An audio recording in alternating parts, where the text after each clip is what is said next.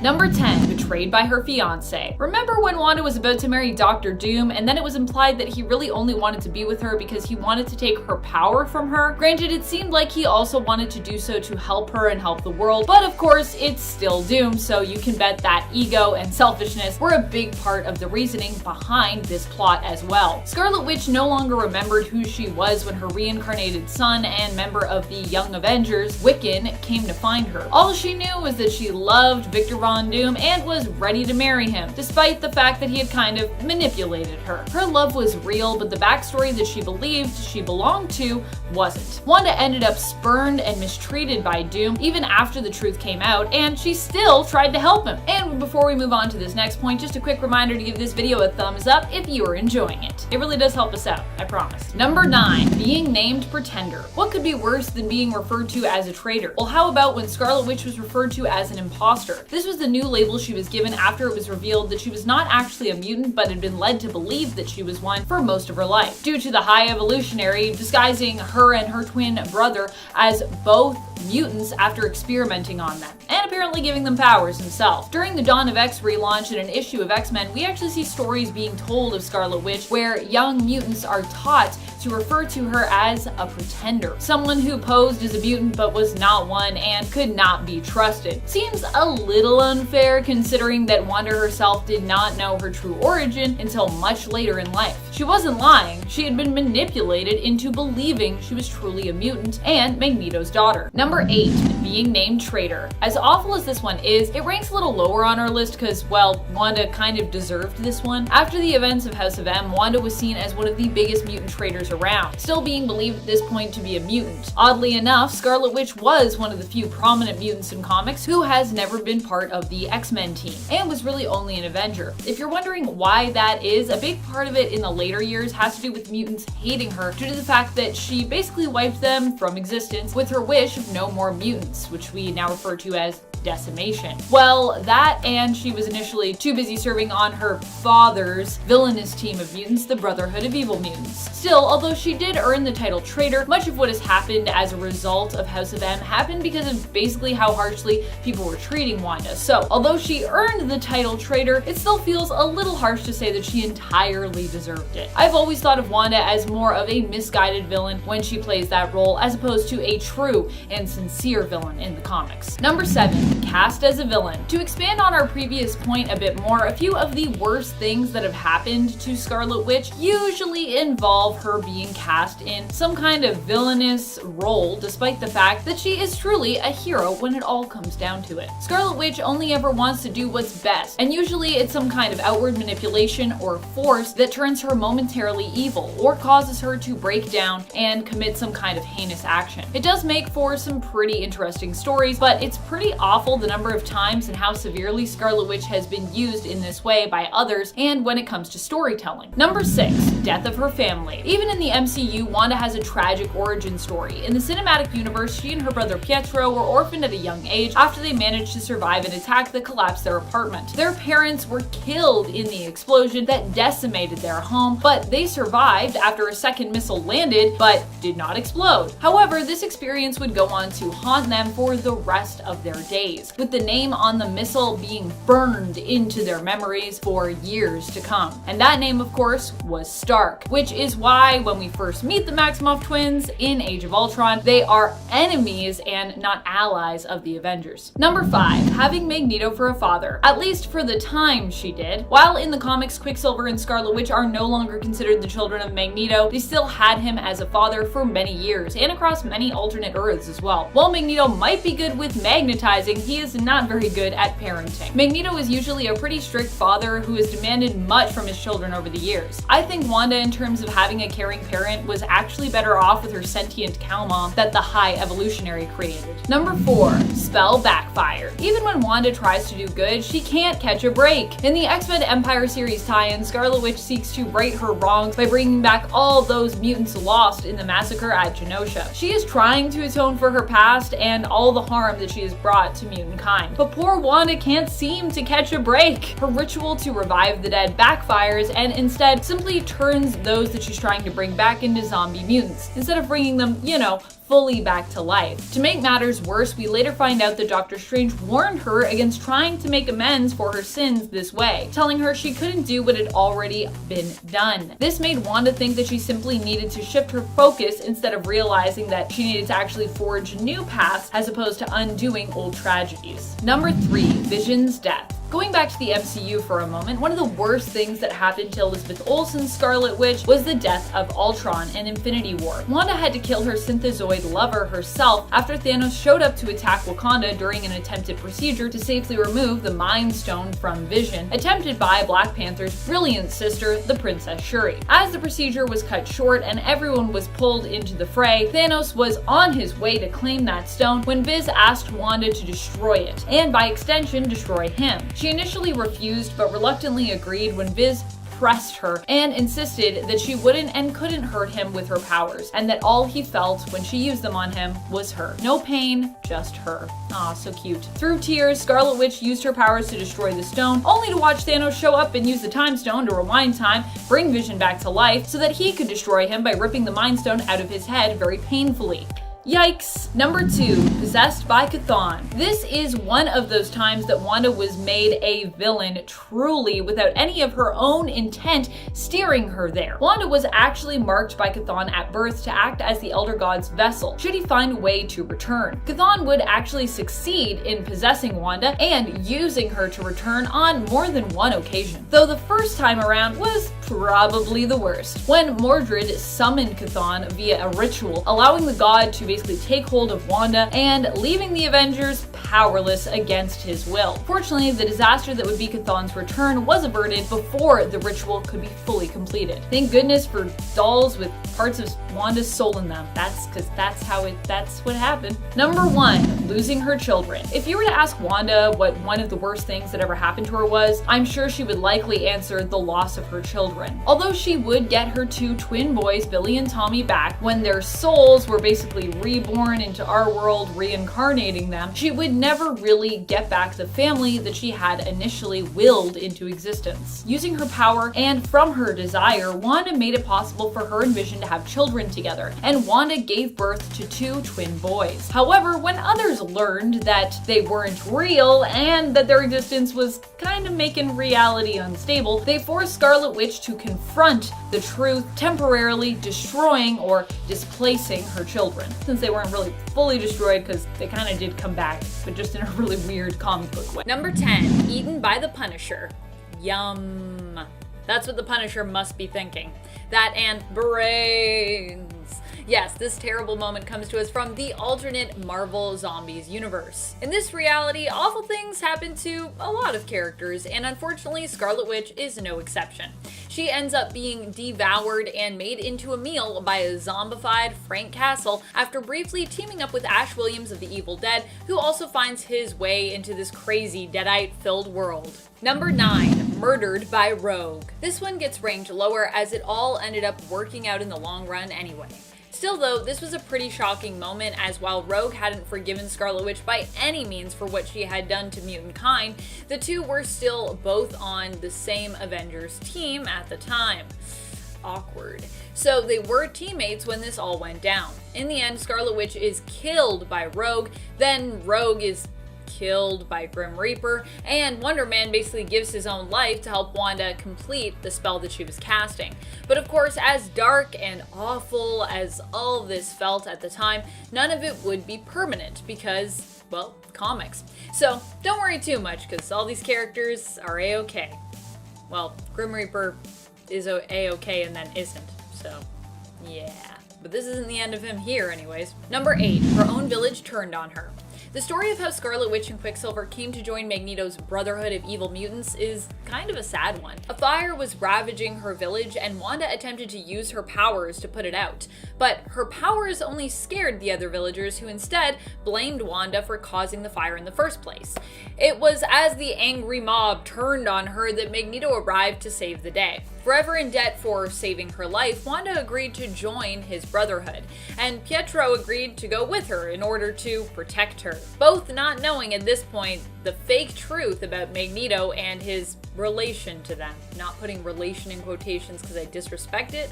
I'm just doing it because, I know that they're not really related anymore, even though I wish they were. Number 7, losing her husband.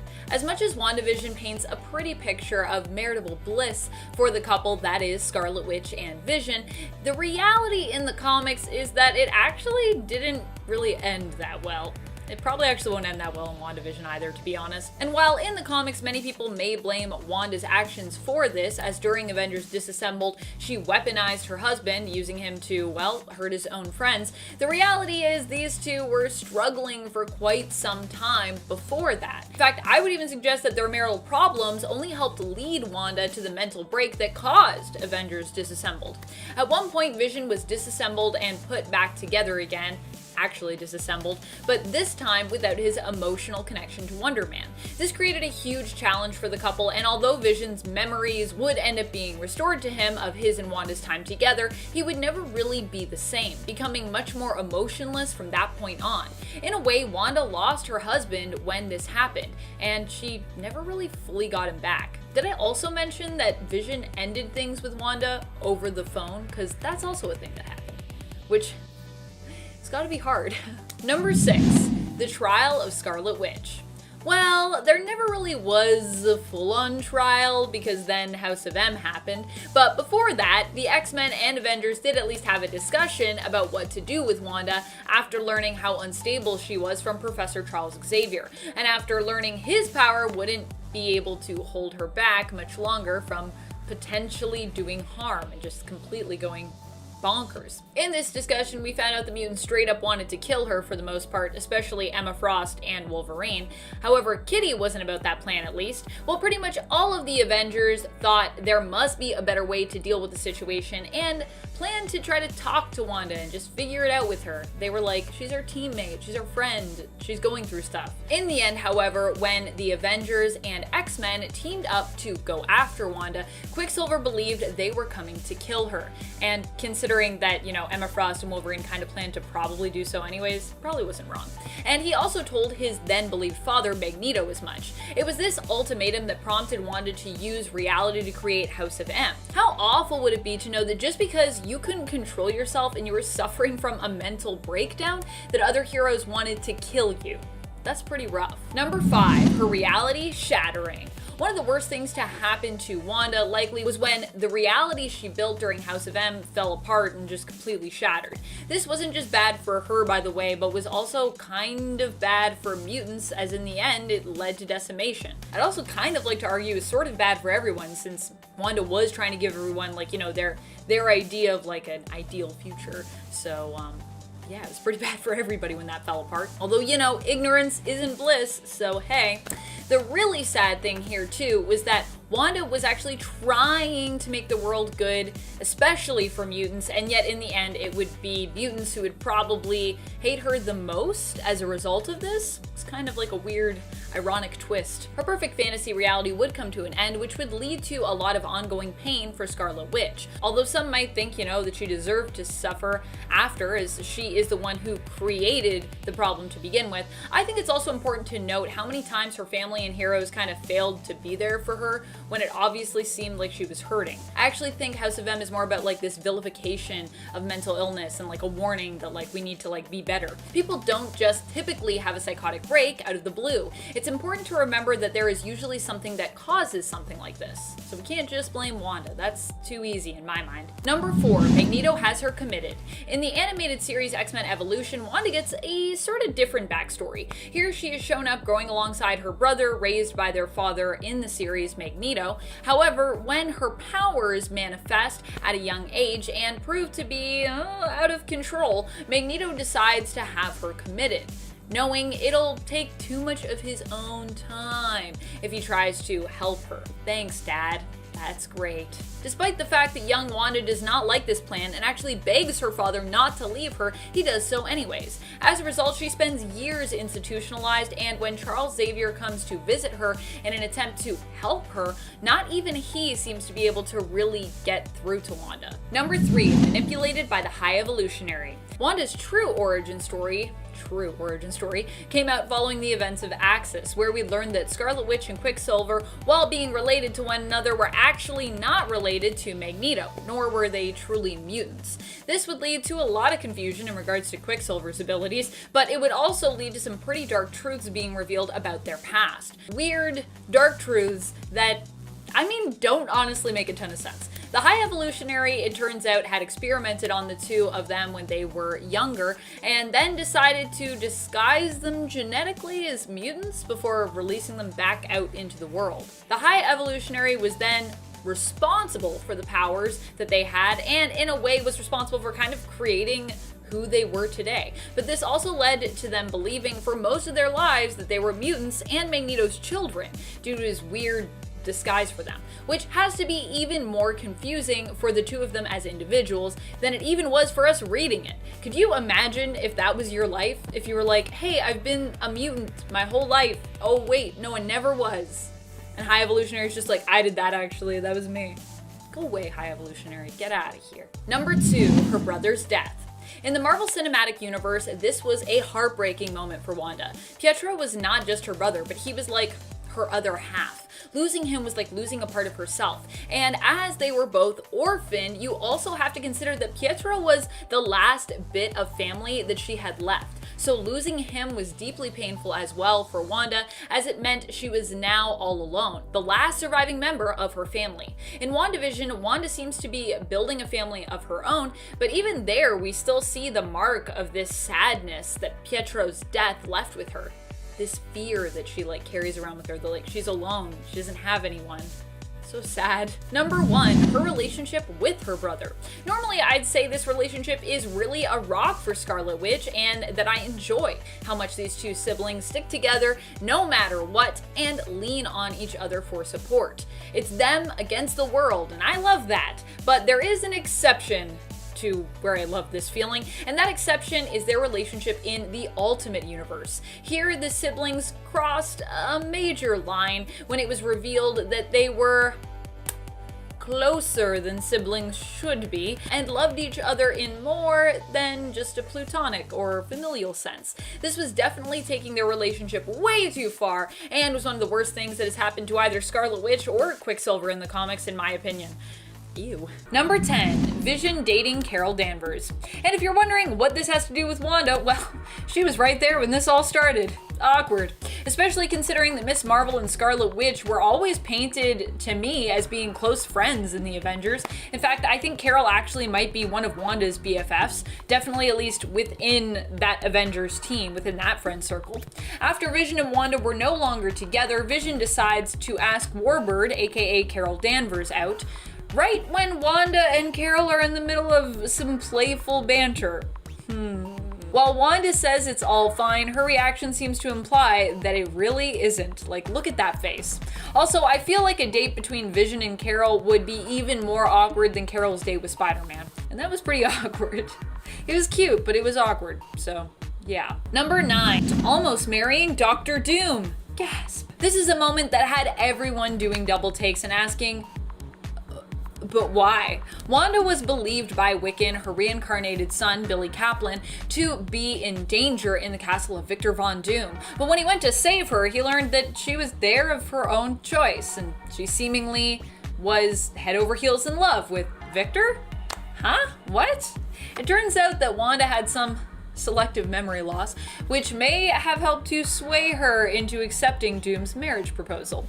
But even after she got her memories back, she still actually seemed to want to marry Doom. She seemed to be genuinely interested in him. In fact, in a weird turn of events, it was villain Doom who actually ended up spurning her after he attempted to take on her chaos magic, but found her to be too powerful for him to wield. Even knowing that Doom had likely manipulated her for a chance at that power, she still tried to help him, only for him to rebuke her, resort to name-calling, so rude, Doom, and insist that she was so unskilled that he was somehow, in fact, behind all of the wrongdoings of her past. He's like, you don't even know what you're doing. You think even you did all the things that were bad? That wasn't you, that was me. What?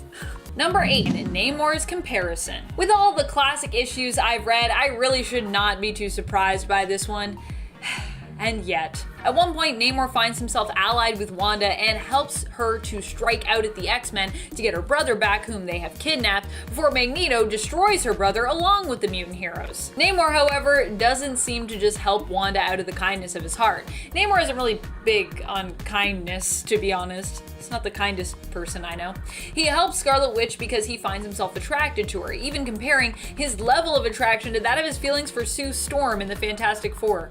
What? Comparing these two women seems pretty absurd because, well, they're both different. They both look very different as well, but also just the fact that he could only have helped Scarlet Witch if he was attracted to her also just seems ridiculous. Like, why couldn't he just help her because he wanted to? Though, I know it was the 60s and that's just kind of how it went in comics. Are you a pretty lady hero or a villain or just a character? Well, then everyone's probably attracted to you. Before we move on to this next spot on our list, if you enjoy learning more about Wanda with me, feel free to give this video a thumbs up and maybe we'll even give you some more Wanda lists. I love talking about Scarlet Witch, so I'm down with it. Number 7, Mastermind woos the Scarlet Witch. If you go way back in the comics, back to the very beginning of X-Men, you'll find out all about the first person to compete for Wanda's heart, way before Vision was even in the picture.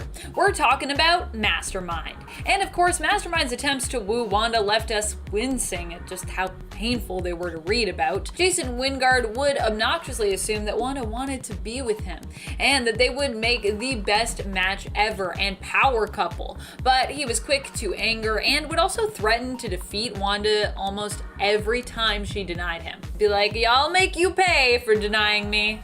Oh geez. She was just none too impressed with his powers, which she dismissed as being kinda lame because they were just illusions. And honestly, not even some of the best illusions out there really. So Wanda, I feel you. Also, Mastermind's just a creepy guy, so it's probably hard for him. Well, it can't be that hard for him to find love. He did have daughters, so someone was into it. Number 6, MDay. One of the most insane moments in Wanda's history would have to be when she eradicated the Earth of almost all mutants. This happened as a result of Wanda being confronted by her friends, the Avengers, and those who had never really liked her, the mutants of the X-Men. After making a world in which mutants were the dominant group and trying to give most of her friends and the mutants a happy life, this reality came tumbling down. And in the aftermath, everyone still wanted her dead. In fact, people that didn't want her dead before, like Spider-Man, really wanted her dead. Not knowing what else to do, Wanda did the unthinkable and cast a spell with the words, "No more mutants," eradicating all of the mutants on planet Earth. Well, now we accept this as part of mutant and comic book history. At the time, this was pretty shocking and elevated Wanda's level of powers even more than we thought possible. Number 5, punished for a mental break. And if you thought it couldn't get weirder than Wanda getting rid of most of the mutants with them coming after her still, even after she was simply trying to give them what they wanted, it does get weirder. Let's rewind a bit to talk about another shocking moment in Wanda's history around House of M, when her friends and the mutants had a meeting to decide what to do about Wanda. What to do. The Scarlet Witch at this point hadn't made the House of M reality yet, but was mentally suffering, and Professor Charles Xavier was no longer capable of containing her unpredictable powers and dangerous mind. So dangerous, so crazy. Most of the talk was about how Wanda needed to be taken out, with a few heroes speaking up against this, and Xavier actually not knowing what to do either way. So helpful, thanks Xavier. It was a hard situation to be sure, but it still blows my mind that these people who knew that Wanda was at her core a hero considered killing her because she was volatile after going through a lot of stuff. A little more compassion here would have been nice, but hey. I'm still waiting for compassion for Scarlet Witch. I feel like people are always just like a punching bag for everyone.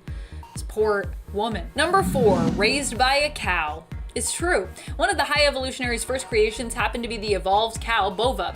Bova Eyeshire would act as the midwife when both Wanda and Pietro were born, and would act as their nursemaid. Bova even gets a seat at the table when Wanda and Vision sit down to a family dinner together. We can see Bova is considered one of the members of the family and is featured there, while Simon Williams, aka Wonder Man, whose brain waves were used in the creation of Vision, gives his toast. So weirdly enough, Wonder Man's like, "You're like my brother, Vision." Yeah, yeah, Wanda's family tree is pretty weird and super complicated at this point. What's even more weird is that Scarlet Witch and Quicksilver aren't the only heroes that Bova has helped to raise or to act as a midwife for. Also, if you want to learn more about Scarlet Witch's family, please let us know in the comments, because I'd love to do a video just on all that stuff. There's a lot of things there. Number 3, her relationship with Quicksilver. I really didn't want to go here, but then I thought, hey, if I don't go there, you'll all be wondering why it was missing when it was just such a gross and confounding moment in the Ultimate line of comics.